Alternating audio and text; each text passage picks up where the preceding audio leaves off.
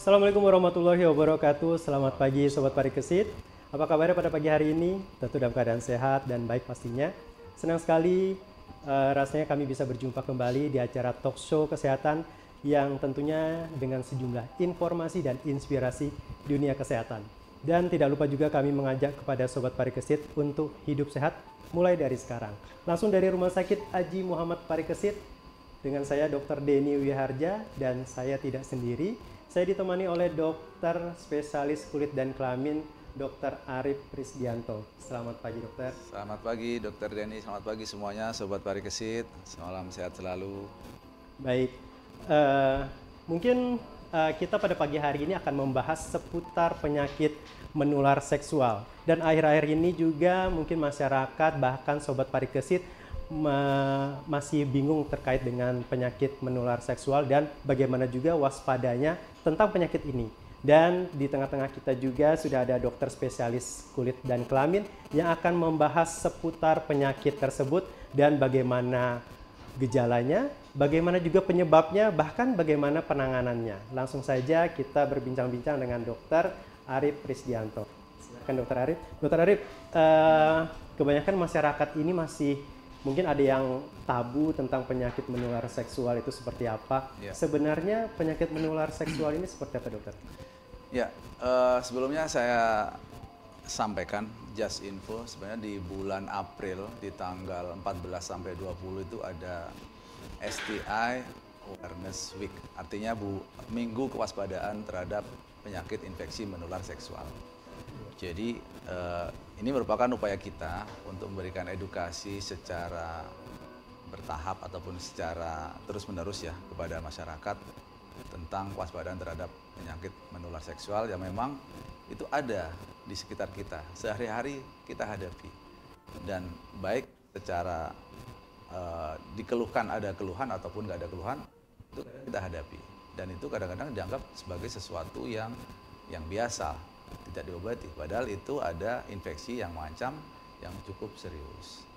Jadi secara garis besar untuk infeksi menular seksual itu bisa dibagi menjadi 3 bagian. Yang pertama, keluhannya ada duhtu, ada keluar cairan dari kelamin, entah itu cairannya encer, cairan bening, cairannya keruh, nanah, ataupun yang lain, bisa disertai darah atau enggak, bisa disertai keluhan bahu, amis ataupun nggak berbahu. Itu bisa terjadi pada laki-laki maupun perempuan. Kalau laki-laki keluar nanah dari kelamin, kalau perempuan dia bisa dalam keluhan keputihan. Jadi keputihan bermacam-macam. Terus yang kedua ada keluhan ulkus genital atau ada luka di kelamin. Itu bisa laki-laki dan perempuan. Ulkus genital tadi bisa disertai rasa nyeri ataupun tidak ada rasa nyeri. Bisa ada gejala cuma lokal, ada luka seperti sariawan, bisa satu, bisa banyak, bisa juga disertai dengan gejala sistemik seperti demam, bengkak di daerah lipatan paha, dan sebagainya. Terus yang ketiga ada istilah munculnya afeksio genital. Afeksio itu ada sesuatu yang tumbuh di kelamin yang di luar jaringan tubuh yang normal. Seperti ada kutil, ada benjolan, dan ada pertumbuhan yang bisa jinak ataupun ganas. Secara garis besar ada 3 itu. Tapi disertai dengan keluhan yang lain yang berbeda-beda. Yang jelas, yang disebut dengan infeksi menular seksual, itu bisa terjadi akibat riwayat adanya kontak seksual. Bisa dengan pasangan tetap atau bukan pasangan tetap. Nah ini yang menarik ini. Benar ini. Terus tadi dokter sudah menjelaskan tentang penyakit menular seksual tadi, ada yang langsung kontak dok ya, dan bahkan masyarakat mungkin mengetahui ini, aduh biasa saja dok ya. Nah yang keseringan nih dok, masyarakat itu datang ke dokter atau memeriksakan ini apakah penyakit menular ataukah hanya penyakit kulit biasa nih dok, mungkin seperti yang dokter tadi sebutkan, mungkin ada gejala di kelaminnya atau seperti apa. Itu yang paling sering ini seperti apa nih dok? Yang paling sering ada beberapa penyakit. Yang sering saya jumpai itu yang nomor 1 itu sifilis. Oh, sifilis. Jadi biasanya pemeriksaan sifilis ini rutin dikerjakan saat ibu hamil. Jadi ibu hamil ya, itu kontak untuk pemeriksaan screening antenatal care itu di vaskes, misalnya di puskesmas. Jadi merupakan pemeriksaan yang wajib.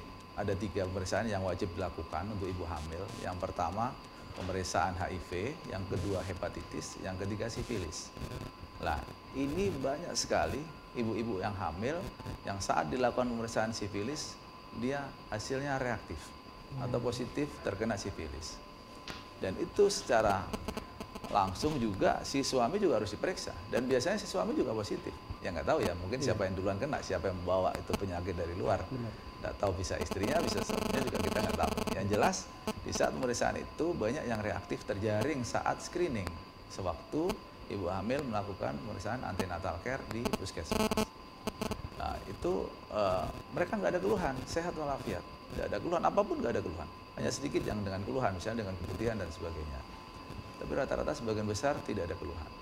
Terus yang kedua, yang paling sering adalah kalau pada laki-laki adalah kencing nanah. Iya. Orang sebutannya sifilis juga. Ini persepsi yang salah. Sebenarnya kencing nanah itu sebutannya dengan gonore. Gonore itu kencing nanah yang diakibatkan oleh bakteri Neisseria gonorrhea. Tapi bisa juga kencing nanahnya diakibatkan oleh kuman yang lain yang non gonore, seperti Chlamydia trachomatis yang paling sering. Itu disertai dengan keluhan ada keluar nanah, agak encer kalau non gonore. Kalau gonore dia kental kayak susu. Terus yang ketiga yang paling sering yang dikeluhkan biasanya pada ibu-ibu adalah herpes simplex. Dan ini cukup berbahaya. Artinya baik sifilis maupun herpes simplex itu ada keluhan, ada luka kayak sariawan. Itu biasanya beberapa biji di sekitar vagina ataupun di vulva ataupun di sekitar anus. Itu luka sariawan disertai rasa nyeri, bahkan sangat nyeri. Dan ini juga menular melalui hubungan badan. Artinya bisa aja dari pihak suami juga bisa aja dia mungkin dengan siapa-siapa di luar dia bisa menularkan saat hubungan dengan istrinya juga. Kenapa sifilis sama herpes disebut berbahaya? Karena dia sewaktu ibu-ibu dari hamil itu mengganggu proses pembentukan organ. Jadi bisa aja gangguan, iya. Jadi bisa gangguan tumbuh kembang, bisa juga terjadi ancaman abortus, atau bahkan bisa meninggal dalam kandungan, atau bahkan kalaupun bisa kuat bertahan, seringkali lahir dalam kondisi cacat. Nah, itu yang dikhawatirkan dari penyakit sifilis ataupun herpes simplex ya. Herpes simplex. Nah, terus dokter tadi menyinggung tentang sifilis dan gonore, dok. Ya. Nah, masyarakat ini masih bingung nih, dok. Ini apakah sifilis atau gonore? Mungkin perbedaannya seperti apa nih, dokter? Ya. Secara garis besar, kalau sifilis itu ada 3 stadium. Yang pertama adalah stadium 1, itu ada luka di kelamin, bisa kalau laki-laki bisa seringkali itu di daerah kepalanya kemaluan, ataupun di batang kemaluan, 1 biji yang tidak nyeri dan bisa sembuh sendiri, itu stadium 1. Yang perempuan juga sama, ada luka di kelamin, bisa di vagina atau di vulva, di daerah labianya situ ada luka dan bisa sembuh sendiri. Itu yang stadium 1. Justru yang sifilis stadium 2 itu malah jauh dari kelamin. Dia ada bercak merah bulat-bulat di telapak tangan dan telapak kaki. Itu yang sering dikenali. Kadang-kadang orang anggapnya wah ini alergi, oh ini dermatitis, oh ini eksim. Padahal bukan. Setelah diperiksa lebih lanjut, ya mungkin ya pemeriksaannya tetap harus di rumah sakit ya. Kalau untuk menegakkan diagnosis sifilis kita harus lakukan pemeriksaan penunjang di rumah sakit dengan pemeriksaan TPH sama VDRL. Itu misalnya di puskesmas juga bisa, cuman puskesmas seperti menggunakan pakai RPR ya namanya, rapid plasma reagin dengan tes cepat, seperti kalau COVID itu menggunakan swab antigen. Tapi kalau pakai TPH sama VDRL yang dilakukan di rumah sakit itu menggunakan seperti kalau COVID itu pakai tes PCR. Nah, jadi seperti lebih sensitif maupun spesifik. Terus kita berlanjut, kalau memang tidak diobati bisa berlanjut menjadi stadium 3. Stadium 3 itu bisa neurosifilis, bisa ke saraf maupun ke jantung dan sebagainya, dan itu cukup fatal. Seringkali pasien sudah dalam kondisi ada kelainan-kelainan neurologis maupun kelainan jantung kalau sudah sampai pada tahapan stadium 3. Itu hanya sepertiga kasus. Artinya banyak pasien-pasien yang setelah dilakukan pemeriksaan tadi sifilisnya reaktif ataupun positif, itu kebanyakan asimptomatis atau tidak ada keluhan dia. Dan potensi dia menularkan ke yang lain, khususnya ke pasangan di rumah ya, artinya ke istrinya atau ke suaminya. Dan itu cukup beresiko yang sudah saya sebutkan tadi. Yang kedua, kalau keluhan gonore itu sebagian besar keluhannya adalah keluarnya nanah dari alat kelamin Kalau laki-laki ya kayak gumpal seperti ingus, susu kayak gitu. Kalau perempuan seperti putihan keluhannya. Ya. Dan itu bisa disertai bau ataupun enggak. Yang jelas warna nanahnya adalah kental, kuning, putih kekuningan atau sampai kehijauan gitu ya, seperti nanah. Nah, itu harus dirubah persepsi bahwa sipilis dengan gonore itu dua penyakit yang berbeda, bukan yang sama. Dan kalau jelas berbeda, artinya penanganan ataupun terapinya juga berbeda. Gitu ya. Baik. Tadi kalau untuk wanitanya adalah sama ada kayak keputihan dok ya, tapi mungkin lebih kental dok ya. Iya. Seperti itu dok ya. Iya. Iya. Terus pada laki-laki tadi biasanya nih dok yang dikeluhkan pasien pada saat datang ke dokter ini, saya ada cairan yang keluar. Nah, ada beberapa kemungkinan masyarakat itu mengira ini cairan mungkin sperma atau cairan lain gitu dok ya. Nah, perbedaannya dengan yang gonoro ini apakah cairannya itu adanya keluarnya di kapan gitu? Apakah setiap hari, sepanjang hari atau seperti apa nih dok? Oke. Jadi pertanyaan bagus ya. Jadi untuk cairan sperma atau cairan ejakulat itu kita sebenarnya mendefinisikan cairan itu dikeluarkan saat orang sudah mencapai klimaks. Artinya setelah berhubungan. Kalau dia tidak berhubungan bisa juga mungkin sewaktu rasa nyeri yang hebat ataupun rasa exciting yang berlebihan itu bisa juga keluar cairan ejakulat atau cairan semen atau sperma. Tapi kalau untuk cairan dari keluhan gonore itu dikeluhkan sepanjang waktu dia keluar. Biasanya dia sewaktu bangun pagi hari ada seperti bercak nanah yang agak kering yang nempel di celana dalam. Itu yang sering dikeluhkan. Dan rasanya juga dirasakan oleh pasien sebagai nyeri saat kencing ya, atau disuri. Itu sering kali terjadi. Jadi selain ada keluarnya cairan dari alat kelamin, disertai dengan rasa nyeri saat kencing. Baik dokter. Masih banyak lagi mungkin dok ya penyakit menular seksual ini yang penyakitnya apa saja dan penanganannya seperti apa, gejalanya seperti apa. Kita akan kembali lagi di segmen berikutnya. Tetap di sini di talk show yang diadakan oleh Rumah Sakit Haji Muhammad Parikesit. Kini, Rumah Sakit Umum Daerah Haji Muhammad Parikesit memberikan kemudahan bagi Anda. Anda tidak perlu antri dan menunggu lama untuk mendapatkan obat di instalasi rawat jalan. Sobat Parikesit, layanan antar obat Parikesit. Layanan lebih nyaman, tanpa antri, dan obat diantar langsung ke rumah Anda. Tarif dan syarat ketentuan berlaku. Untuk informasi lebih lanjut, segera hubungi call center Depo Rawat Jalan 0813 4614 5900 atau kunjungi Depo Farmasi Rawat Jalan, Gedung Merak, lantai dasar. Sobat Parikesit, layanan antar obat Parikesit.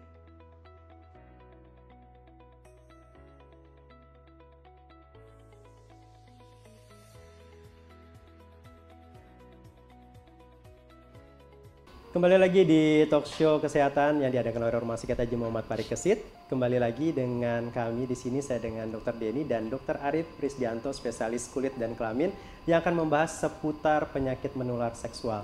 Nah dokter, tadi dokter banyak berbicara tentang penyakit menular seksual dari sipilis, gonore, bahkan tadi sudah ada yang menyinggung tentang herpes dok ya. Nah mungkin masyarakat bahkan sobat Parikesit di sini masih bingung apa itu herpes gitu dok. Gimana dokter? Oke, ini pertanyaan yang bagus ya dan cukup sering terjadi yang dikeluhkan oleh masyarakat selama saya di Poli. Untuk kasus penyakit herpes ini cukup banyak. Itu gejala awalnya sama, artinya ada riwayat kontak seksual dengan orang lain yang menderita ataupun pernah terinfeksi penyakit herpes simplex. Herpes simplex itu penyakit infeksi virus yang disebabkan oleh virus HSV, herpes simplex virus tipe 1 dan tipe 2. Bedanya kalau tipe 1, herpesnya terjadi di luar kelamin, bisa di bibir, di mata, dan tempat lain seperti di sekitar anus. Tapi kalau herpes simplex virus yang tipe 2 itu khusus terjadi di kelamin. Penularannya artinya ada kontak seksual dengan riwayat sebelumnya yang pernah terinfeksi dengan penyakit herpes simplex, walaupun nanti istilahnya sudah pernah ada riwayat kontak seksual, tapi kalau imunnya cukup bagus, yang pihak partnernya ini dia nggak ada keluhan. tapi kemudian dia pulang ke rumah, hubungan dengan istrinya atau partner seksual tetapnya di rumah, ya istrinya yang kena. Ya mungkin kondisi fisik atau imunnya nggak terlalu bagus, bisa terinfeksi. Awal dari gejala herpes, dia perlu masa inkubasi, artinya saat virus masuk mungkin ada gejala prodromal atau gejala awal, seperti kayak orang sakit flu, demam, badan meriang, nggak enak makan dan sebagainya. Baru muncul ada gelembung-gelembung kecil. Atau mungkin diawali dengan ada kemerahan dulu di daerah sekitar kelamin maupun labia, atau di bibir besar kelamin juga bisa. Ada merah-merah, kemudian muncul kayak gelembung-gelembung kecil seperti tetesan embun yang bergerombol dan disertai rasa nyeri yang cukup hebat. Nyeri sekali. Kemudian episode berikutnya, gelembung kecil tadi menjadi pecah, ada keluar nanahnya meleleh menjadi sariawan atau luka kecil-kecil di sekitar kelamin, dan bahkan ini dikeluhkan menjadi rasa nyeri yang lebih hebat lagi, hebat sekali. Kemudian dalam waktu sekitar 7-10 hari, kalau tidak diobati dia bisa diinfeksi sekunder. Artinya memang di saluran kencing kan banyak bakteri juga. Awalnya mungkin infeksi virus, bisa jadi ada infeksi sekunder, ada nanah dan sebagainya, jadi borok dan sebagainya. Dan itu juga kadang-kadang disertai gejala sistemik seperti demam dan sebagainya. Kemudian kalau dia diobati dia bisa sembuh, kemudian kering, lukanya hilang, nyerinya juga hilang, tapi dia ada antigen virus yang menetap di badannya seumur hidup. Sehingga jika si ibu tadi kena, dia mungkin berencana hamil dan sebagainya, itu sangat beresiko. Sebelum muncul antibodi atau kekebalan secara alam yang terbentuk, disarankan untuk tidak hamil. Karena herpes ini masuk dalam kategori virus TORCH yang bisa mengganggu kehamilan. TORCH, Toxoplasma, Rubella, Cytomegalovirus, dan herpes simplex virus. Jadi kalau sudah muncul antibodi HSV2, ya silahkan, kalau mau hamil boleh silahkan. Tapi kalau belum muncul antibodi, kalau berencana hamil itu terlalu beresiko. Tadi resikonya apa? Ya tadi ada proses kegagalan dalam tumbuh kembang, kegagalan pembunuhan organ, sampai abortus, bahkan sampai kalaupun lahir barangkali dalam kondisi cacat. Terus penanganannya dokter yang terkait dengan herpes yang tadi, apakah mungkin masyarakat ini kapan saya harus bawa ke rumah sakit nih? Gitu, ya. Ke dokter gitu dokter? Ya intinya kalau semua keluhan di sekitar kelamin cepat dibawa ya. Artinya itu sesuatu yang tidak bisa dianggap remeh. Dan itu segera harus diobati untuk menentukan jenis penyakitnya seperti apa, sehingga nanti diberikan terapi yang tepat sesuai dengan jenis penyakitnya. Tujuannya untuk apa ya? Untuk yang pertama menghindari komplikasi-komplikasi yang bisa terjadi. Dan yang kedua bisa kita mengedukasi bahwa oh ini penyakit menular seksual, sehingga nanti harus edukasi juga ke pasangannya dan sebagainya. Yang jelas kita lebih baik mencegah daripada mengobati. Terus saya pernah melihat herpes itu bisa sampai ke bibir dok ya? Oh iya. Ya itu tuh seperti apa tuh dok? Mungkin penularannya apakah karena oral seks ataukah seperti apa mungkin dokter? Ya. Di sini kita informasikan bahwa untuk hubungan itu ada 3 sebenarnya. Iya. Hubungan ada 3. Hubungan antara kelamin dengan kelamin, kelamin dengan anus untuk yang orang-orang yang agak-agak mengalami penyimpangan seksual, dan kelamin dengan mulut. Ya. Ataupun sebaliknya ya, mulut dengan kelamin, kelamin dengan mulut sama. Jadi itu termasuk hubungan badan. Jadi kalau hubungan badan, jadi itu bisa terjadi resiko penularan semua penyakit yang terkait dengan hubungan badan. Nah, untuk terjadinya herpes simplex yang di mulut, itu penyebabnya berbeda dengan penyebab herpes simplex yang di kelamin. Kalau yang di mulut itu penyebabnya HSV tipe 1, herpes simplex virus tipe 1. Tapi kalau yang di kelamin, herpes simplex virus yang tipe 2. Gejalanya juga kurang lebih sama, ada kayak gelembung-gelembung kecil, kemudian jadi sariawan, biasanya di sekitar mulut, di sekitar bibir, kadang juga bisa di mata. Untuk penularannya sendiri yaitu melalui kissing, jelas ada ciuman mulut dengan mulut, ataupun melalui oral seks, dan itu bisa terjadi. Kalau oral seks bukan hanya bisa menularkan virus herpes, bisa juga dia menularkan gonore. Gonore nanti transmisinya juga bisa, jadi ada gonore yang bisa terjadi bukan hanya di kelamin. Gonore bisa terjadi di rongga mulut, ada mulutnya penuh dengan nanah, bengkak, infeksi dan sebagainya. Dan gonore juga kalau terjadi pada ibu hamil sewaktu melahirkan secara normal, ya mungkin anaknya lahir per vaginam gitu normal, nah itu anaknya bisa belean, matanya bisa lengket, keluar nanah dan sebagainya. Itu salah satu komplikasi kalau ibunya mengalami infeksi gonore. Gonore. Baik dokter. Dokter tadi sudah kita bahas tentang sifilis, gonore, terus herpes. Mungkin ada penyakit lain yang terkait dengan waspada penyakit menular seksual. Selain yang sudah dibahas tadi, mungkin ada lagi dokter? Ya, yang sering juga ada kutil di kelamin. Jadi itu yang sering kita temui di poli. Jadi ada pertumbuhan seperti kutil. Kalau di tangan itu namanya kutil. Tapi kalau di kelamin itu sebutannya bukan kutil, tapi dia kondiloma acuminata. Itu penyebabnya adalah virus juga sama, tapi virusnya virus HPV, human papilloma virus. Itu ada banyak tipe, ada puluhan tipe mungkin ya, subtipe. Tapi yang jelas yang paling umum adalah tipe 6 dan 11, yang paling umum menginfeksi manusia. Yang kedua tipe 16, 18. 4 tipe ini yang paling sering. Cuman yang kita harus waspadai, karena kita belum punya teknologi untuk kultur virus, kita nggak tahu nih virus yang mana yang menginfeksi. Kalau tipe 16 dengan 18, itu resiko untuk terjadi transformasi menjadi suatu keganasan, itu cukup tinggi. Cukup tinggi. Dan kalau sudah terjadi keganasan, itu bisa terjadi resiko bisa kanker. Biasanya kanker serviks kalau ibu-ibu, kalau laki-laki itu squamous cell carcinoma atau kanker kulit pada sekitar kelamin. Dan ini juga perlu ditekankan bahwa untuk penyakit infeksi menular seksual itu seringkali datangnya tidak sendirian. Banyak rombongan yang di belakang. Mungkin awalnya kutil, tapi setelah dicek ternyata pasangannya ada gonore juga. Ternyata ada juga HIV-nya, ada juga sifilisnya. Rombongannya ini yang ditakuti. Mungkin waktu nampak ada keluhan satu aja, bisa aja cuman gonore ataupun sifilis ataupun karena ada kutil. Tapi rombongannya itu kan perlu dicek. Sehingga nanti harapannya dari pihak pasien juga akan diperiksa semuanya. Dan khususnya untuk yang terkait dengan kondiloma, kita juga sudah punya kan, pemeriksaan pap smear. Harapannya nanti para ibu-ibu yang sudah mungkin ada keluhan-keluhan keputihan atau ada keluhan-keluhan kutil di kelamin ataupun ingin memeriksakan walaupun tidak ada keluhan juga silahkan, kita ada fasilitas pemeriksaan pap smear. Dan itu seringkali sudah kita lakukan gitu, untuk menunjang diagnostik. Baik dokter. Selain tadi, mungkin ada lagi dokter penyakit yang lain terkait dengan menular seksual selain seperti kutil tadi yang ada di kelamin bahkan di anus dokter ya? Ya. Mungkin ada lagi dokter? Ya, yang paling sering itu ibu-ibu. Jadi ibu-ibu mengalami keputihan yang paling sering. Gejala keputihan itu kan sebenarnya semua keputihan sama ya, semua yang penting. Ada keluar nanah, keluar cairan dari kelamin, bisa bening, bisa warnanya putih, bisa keruh, bisa encer dan sebagainya. Nah itu penyebabnya banyak sekali keputihan tuh. Kita nggak bisa, keputihan kasih obat yang sama, dikasih obat yang dimasukkan kemaluan. Nah itu nggak bisa dibikin kayak gitu. Jadi harus kita diagnostik dulu. Karena penyebab keputihan yang pertama bisa karena bakteri, bisa karena trichomonas, bisa karena jamur, bisa karena virus, atau bisa karena yang lain. Nah itu perlu pemeriksaan penunjang. Kalau di poli kulit kelamin, untuk setiap kali pasien keputihan, saya selalu melakukan pemeriksaan penunjang diagnostik.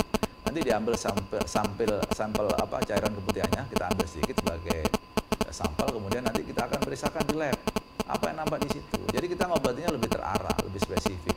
Kalau karena jamur, kita obati sesuai jamur. Kalau karena bakteri, kita obati sesuai bakteri. Kalau karena virus, ya kita obati juga virus. Dan bahkan juga seringkali waktu datang keputihan periksa, setelah diambil swab, ada kutilnya juga di kelamin. Nah itu juga seringkali terjadi. Itu semua umur bisa. Saya bahkan pasien termuda itu anak-anak pernah. Anak-anak pernah. Jadi ya mungkin karena ada kasus-kasus yang sexual abuse ya, artinya di luar kebiasaan ya, itu bisa pada anak-anak. Tapi kalau dewasa, yang paling muda ya bukan dewasa ya, artinya remaja itu saya jumpai pada anak usia 16 tahun itu sudah pernah ada kutil kelamin. Ya semuanya tergantung dengan perilaku seksualnya. Kalau perilaku seksualnya beresiko, ya resiko terjangkit atau terinfeksi penyakit menular seksual juga cukup tinggi kan. Semua tergantung dari perilaku kita. Kalau perilakunya baik aja, hanya dengan satu pasangan ataupun tidak melakukan perilaku seksual yang menyimpang atau beresiko, ya insya Allah aman. Tidak akan terjadi penyakit menular seksual. Baik dokter. Dokter, tadi kita terkait dengan waspada penyakit menular seksual. Tadi sudah dijelaskan dokter bahwa tadi yang paling ini adalah gonore dok ya. Gonore itu adalah kencing nanah yang sering dikeluhkan oleh pasien.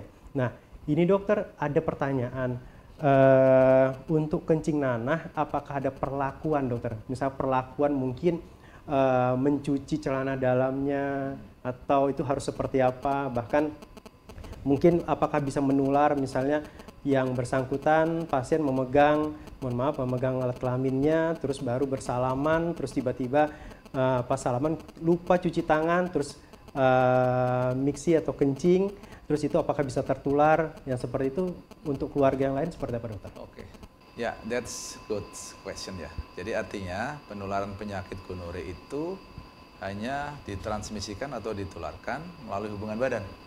Tadi sudah di depan sudah saya sempat singgung bahwa untuk hubungan badan sendiri itu ada 3 cara. Yang pertama dengan antara kelamin dengan kelamin, antara kelamin dengan mulut, atau antara kelamin dengan anus. Jadi dengan 3 cara ini itu bisa menularkan transmisi penyakit gonore.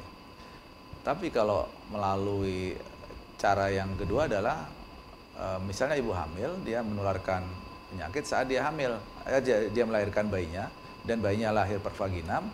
Itu kalau ibunya menderita penyakit gonore, bayinya bisa berisiko terjadinya konjungtivitis gonore atau belean ya pada mata. Jadi matanya penuh dengan nanah, gumpal dan sebagainya. Terus untuk penularan yang lain, misalnya saat celana dalam dibersihkan, kemudian dicuci bersama-sama dengan celana dalam anggota keluarga yang lain, itu tidak menularkan. Tapi yang agak aneh biasanya penularan melalui proses fingering ya. Artinya setelah suami membersihkan nanahnya, kemudian belum cuci tangan, kemudian dia main dengan istrinya menggunakan jari, itu bisa mentransmisikan atau menularkan penyakit gonore ini. Itu cukup sering juga sekarang. Jadi mungkin pihak-pihak suami yang istilahnya pingin variasi dalam berhubungan, itu bisa menularkan kalau suaminya ada keluhan atau terinfeksi penyakit gonore. Kalau untuk cara yang lain kemungkinannya kecil. Apalagi kalau melalui misalnya kontak sosial, itu sebenarnya misalnya salaman ataupun pelukan, itu enggak ada, hampir-hampir tidak ada dilaporkan risiko penularan melalui hal itu. Baik dokter, kita akan masuk ini dok, banyak beberapa yang menanyakan penanganannya dokter, penanganan penyakit menular seksual. Banyak sekali sobat parikesit yang mungkin bergejalanya masih minimal, langsung minum obat antibiotik. Nah, untuk antibiotik ini kan ada perbedaan dokter ya, antibiotik atau antivirus, benar ya dokter ya? Ya, nah, ini banyak sekali yang minum aja nih dok, minum obat antibiotik sembarangan atau obat antivirus sembarangan. Mungkin dari dokter bisa memberikan edukasi yang harus dilakukan pada saat bergejala sebelum datang ke dokter itu seperti apa dokter? Ya, yang jelas untuk penanganan awal ya lebih baik kita mencegah ya daripada mengobati. Artinya lebih baik kita melakukan aktivitas seksual yang aman, yang tidak berisiko dan tidak berganti-ganti pasangan, atau tidak melakukan aktivitas seksual yang istilahnya terlalu berisiko tinggi, itu seperti misalnya jajan ataupun main dengan perempuan ataupun laki-laki yang berisiko, itu juga potensi penularan cukup tinggi. Yang jelas kalau ada keluhan, misalnya ada keputihan dan gejala penyakit menular seksual yang lain, harapannya ya segera diperiksakan ke dokter untuk nanti dikategorikan, diperiksa secara klinis ini masuk penyakit menular seksual yang mana ini, sehingga pengobatannya bisa lebih terarah, lebih spesifik dan sensitif, sehingga nanti tingkat kesembuhannya juga cukup tinggi dan kekambuhannya juga rendah. Terus yang kedua, untuk mungkin tata laksana awal saat pasien ada keluhan, ya harapannya misalnya ada gonore gitu, itu yang paling bagus sementara tidak berhubungan dulu dengan pasangan. Karena kita tidak tahu siapa yang kena duluan, siapa yang menulari atau siapa yang ditulari. Sehingga yang paling bagus adalah pantang berhubungan dulu. Ataupun kalau berhubungan, kalau memang seandainya pasangan resmi, cukup pakai kondom dulu, kemudian minum air putih yang banyak, jaga kondisi fisik, makan yang bergizi setelah cukup, kemudian segera dibawa ke dokter untuk nanti diberikan terapi yang sesuai. Terus untuk yang saya temui, rata-rata di rumah sakit, di poli, karena kita juga sudah cukup banyak tahu, masyarakat banyak menggunakan antibiotik yang tidak rasional. Artinya dikit-dikit antibiotik, sakit kencing nanah antibiotik, bahkan sakit pegelinu ataupun demam-demam sedikit minum antibiotik. Biasanya kalau memang sudah diberikan terapi yang konvensional sesuai guidelines, jadi kita berikan terapi yang spesifik, kemudian 1 minggu juga belum ada perubahan, nanti metode terapinya kita lanjutkan, kita akan lakukan kultur. Jadi nanti nanahnya itu ataupun cairan keputihan kita ambil, kemudian dilihat di bawah mikroskop, kemudian dikembangbiakkan dengan media buatan, nanti akan jelas nih tumbuh kuman-kuman apa, dan juga akan tahu antibiotik apa yang paling sensitif serta spesifik untuk jenis kuman itu. Bisa juga awalnya ada gonore, tapi juga ada double infeksi kuman, artinya bisa juga ada kuman yang lain yang kejadiannya bersamaan dengan chlamydia misalnya, atau bahkan dengan E. coli, Escherichia coli itu paling sering. Artinya memang ada beberapa keluhan keputihan, khususnya ibu-ibu itu, yang disebabkan oleh kuman-kuman E. coli. Kuman E. coli itu kalau kita tahu, kuman-kuman yang ada di organ pencernaan. Artinya mungkin dalam sisi, maaf ya, untuk ceboknya apa itu salah, mengarahkan dari belakang ke depan, artinya masuk kuman dari anus menuju vagina. Dan itu cukup beresiko untuk terjadinya keputihan dengan penyebab kuman-kuman dari organ pencernaan. Bahkan saya pernah juga menjumpai setelah dikultur kumannya muncul kuman-kuman yang cukup ganas, seperti Pseudomonas dan sebagainya yang jarang-jarang dijumpai.